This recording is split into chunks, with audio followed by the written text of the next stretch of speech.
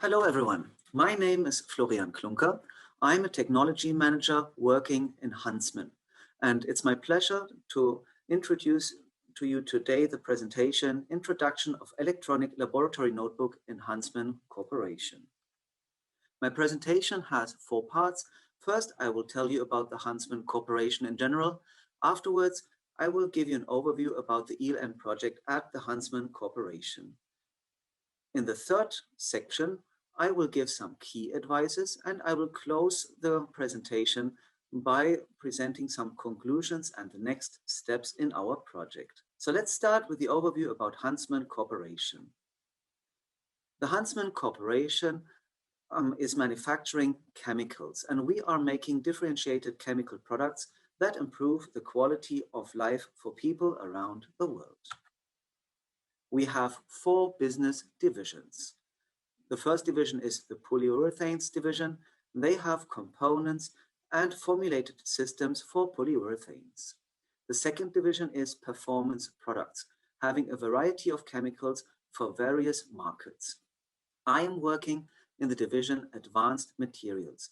We are having components and formulated systems for the markets of composites, adhesives, resins, and coatings. The fourth division is textile effects. They are having various chemicals for coloring textiles and textile treatment. Overall, in Huntsman, there are about 9,000 people working for Huntsman. And related to that, I like to give you an idea. What does that mean for an ELN project to be implemented at the Huntsman Corporation? From the 9,000 people working for Huntsman, we have 750 scientific users. These users are divided into several groups. One type of group is the synthesis groups. By synthesis, I mean that reactants are combined in one or several steps to form products. Another set of groups are the formulation groups. They are creating and comparing a multitude of components by mixing ingredients, combining components to reactive and non-reactive compounds. For these 2 first groups I mentioned, we have supporting groups. One of them are the service teams. They are making testing on the products which are created from the other groups. This can be, for example, material analysis, material testing, and material application testing. There are other teams who are doing additional work like extraction of data for reporting or for data analysis in terms of material modeling. We also have teams looking into environmental safety and health concerns, and they are doing things like inventory tasks or similar. And for those 750 scientific users, we have the vision that the ELN will be beneficial to increase the efficiency by a reducing of efforts for workflow management, and especially we are able to find, share, and exploit available data. For the implementation, we need a set of modules, and here you can see which modules we are using. In the center, you see the core of the ELN. We have BIOVIA Workbook, which is the ELN on its own. We have the BIOVIA CISPro, which is there for material management. And we have the BIOVIA Foundation, which is bringing all the different modules together. In addition, there is also BIOVIA Pipeline Pilot, which is there to streamline the data, and BIOVIA Insight to visualize and analyze data. And basically this core is there for capturing and analysis of data. On the right side, you see tools for simplified material management in chemical industry, as we want to have a very easy way to use molecules inside our ELN. And there we have BIOVIA Draw in order to draw and edit molecules, BIOVIA Direct, which is a database for molecules, and we have BIOVIA ACD, which is an external chemicals catalog. On the left side, we see tools for process standardization and task management. This is not yet implemented, but we will take it in future as it is beneficial for our workflow in our company. This is BIOVIA Compose, which you are using for procedure management, BIOVIA Capture for procedure execution, BIOVIA Task Planner, which is there for lab work management, and BIOVIA equipment to have an equipment connection functionality. Talking about the timelines, you can see that this project of the ELN is already ongoing since a long time. The first ideas of implementing an ELN were already in our company a long time ago.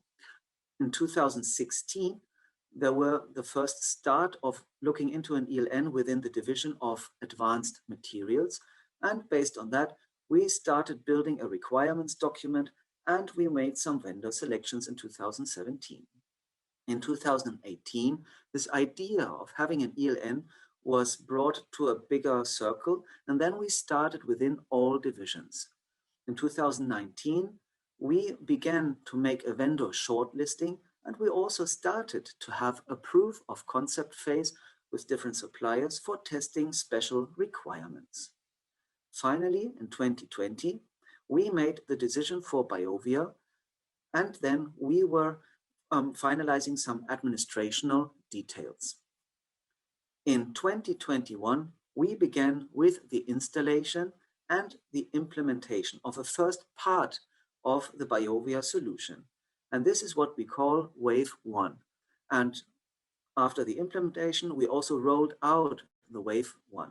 And what you can see from that is there is a lot of work prior to the installation, but the installation itself took less than a year. At the rest of this year and also in 2022, we are rolling out other parts of our implementation, which are called Wave 2 and Wave 3. Based on that, I'd like to give you some key advices, what is very helpful for the implementation of an ELN. These key advices are obvious things, but if you miss to take these into consideration, then you might have big issues. The first key advice I'd like to give to you is that a strong project management and commitment on all levels is required. What it means is, you can see on the left side, there you see the typical arrangement of a company with the upper management and then the different departments. The gray area is the technical department, which has a typical structure. What you should not do is to see the ELN as an attachment to your organization. You should see it more as it is displayed on the right side. The ELN is really in the heart of your organization, connecting all the different people working there. Because the ELN is a digital transformation with all of its opportunities, like sharing data or seamless collaboration. However, with digital transformation, you have also some risks, like access requirements to avoid misuse and other types like these. So in order to make it right, you really have to have a good project management in place, and also the involvement of all levels what are included there. And therefore you need a big set of project management tools like SteerCo, Raki Matrix, etc. Besides the project management, you need strong communication skills. What we have done in our implementation, we had 3 teams working on that project. There was the SteerCo, which was responsible for corporate alignment and critical decisions. We had the core team responsible for the project management, the definition of success criteria, the technical planning, as well as the review of deliverables and efforts spent. And then we had key users, also called champions. This was a group of more than 50 people who were motivated early adopters. They tested the systems in the proof of concept phase and during the implementation. And they were the ones giving creative inputs for synergistic developments during the implementation phase. The group which we may not forget is the group of users. They were not participating in the project, but they are the customers for those we are developing the different things. So the outcomes is really important. So only if these users are happy, the project will be a success. In order to make that right, we had different steps for a wider communication. So when we wanted to communicate, we agreed on one message within the teams. And then we estimated the impact of that message. And finally, we defined how to bring the message across all the levels. One way to do that is to make information emails. However, people are very different, so you should make use of the different methods of what you have.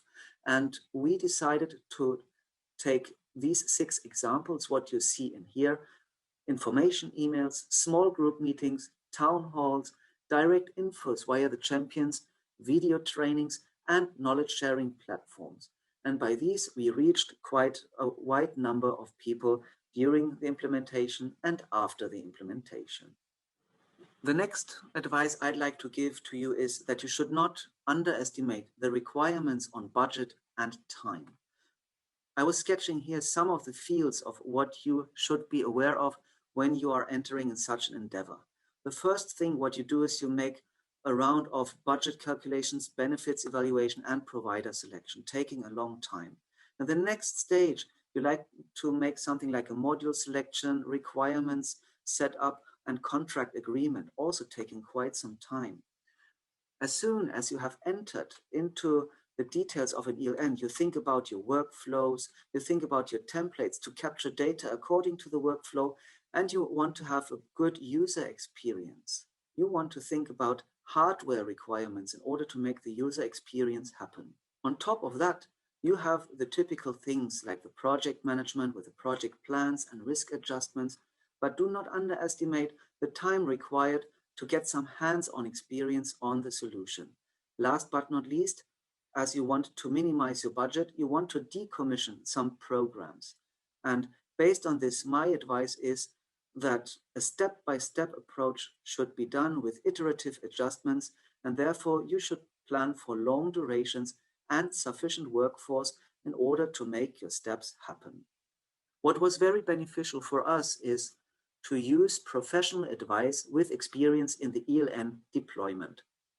We had a team assembly, as it was shown here in this graph on the left side. And what you see over there is that there are different people. Some are optimistic, some are pessimistic, some are slow deciders, some are fast deciders. What I can say is that each contributor was valuable because the balance of these members was really making it good. We have to be aware that these members work in an environment which is quite complex, and this is shown on the right side. You have things like IT installations, IT hardware, software possibilities, and limitations. You have to define general working paths forward, as well as you have to define the requirements for the working steps. And these requirements can be counteracting. And in this complex working environment, it can be quite difficult, especially as the dependencies are unclear for newcomers. And therefore, my advice is that professional expertise with strong knowledge in ELN should be used because they know how to complete the most important steps first without closing the opportunities for the future. One typical thing of what people could do is to say, we want to define everything in advance. And basically, this was also our expectation at the start. So we had a starting point, what you see on the left, with the baseline, which is at 0. We want to define everything, and then later we want to hand over the list to the vendor in order to get to the solution in one shot. By this, we want to achieve our desired solution. But having this in mind, we had the question, what do we really desire? And in this context, it is advisable to use an agile development process and a hands-on culture in order to overcome uncertainties. And what it means is shown on the right side. Basically, the system we have has already a good out-of-the-box capability. And therefore, we didn't start at a value of 0 as a baseline. We had already quite a step up front when we started with a solution. Based on that, we were testing the rich functionality available, and we used the agile methods with iterative loops for implementation and testing, meaning you make an implementation, you test it, and if you're not happy with it, then it will be redone and you test it again. And by doing this, we had a good solution after the wave 1, which we were finishing now, and we are now in our wave 2, looking forward the next steps. What was one interesting learning from the wave 1 is you do not always have to wait for BIOVIA to implement something for you. There was a big number of self-generated tools which you can do on your own, just using the functionality which is already embedded into the solution, which was making our work life quite easy. And then for the things what you cannot do on your own, there is still the opportunity to let BIOVIA do the work for you. A big concern we had at the beginning was that every company or every department is unique. But we realized that the commonalities can be well captured with an ELN. So we moved from diversity to unity by collecting the work templates from all departments. These were from material development as well as from the service teams, so quite different teams. And we realized when we analyzed the structure that these working templates can be unified to a couple of templates with basic core features which only need minor adaptations to special wishes. The outcome of such an analysis you can see on the left side. Basically, if you look at the basic core features of each experiment, you have a title, background information, some materials involved, the procedure, testing results and conclusions, and some remarks. However, in order to make it really good for your users, you might want to improve the user experience a little bit, but this can be often done by simple adjustments. On the right side, you see some of them like multi-experiment views, integration of their procedures, or some buttons or special sign-off procedures. But in practice, you didn't find really hard problems in order to make those users happy. Last but not least, some lifecycle considerations. You should make sure that your processes and available resources are scalable to the amount of users. We had 750 users. So what you should do is you should align on software requirements with a business roadmap. You have to have a lifetime support model from IT, not only during the implementation, but even after the implementation. You have to have operational change management in place if you want to embed new tools or change the tools. You need a strategy for software deployment across the globes. By when do you want to do which installations? By when do you want to do which training? Last but not least, the hardware standardization so that you have a good procurement and effort optimization when you think about tablets or barcode scanners being used in the lab. So I am coming to the conclusion and next steps. The basic functionality is established by the implementation of Wave 1.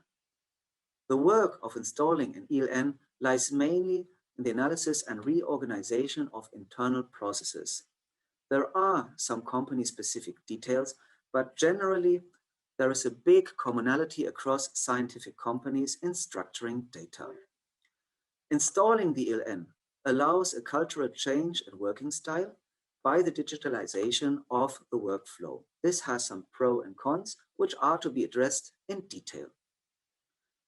You must have appropriate resources and time available, not only during the project, but also after the implementation.